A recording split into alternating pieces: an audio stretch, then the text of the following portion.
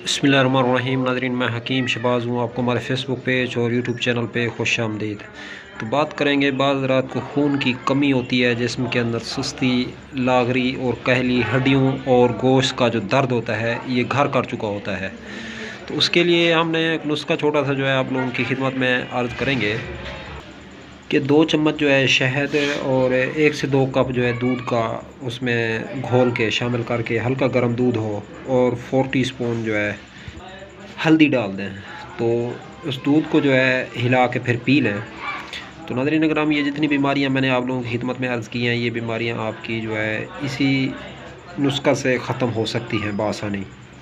तो ये golden milk भी कहा जाता है, हल्दी वाला दूध जो होता है, इसके मैदे और जिगर पे बेहतरीन असरात हैं। हेपेटाइटिस का ख़ात्मा होता है अगर दूध हल्दी मिक्स करके पी लिया जाए। तो अगर हेपेटाइटिस है तो फिर शहद वगैरह ना ऐड करें, उसमें सिर्फ तो हल्दी और दूध ही इस्तेमाल करें तो बहुत ज़्यादा फ़ायदा होगा।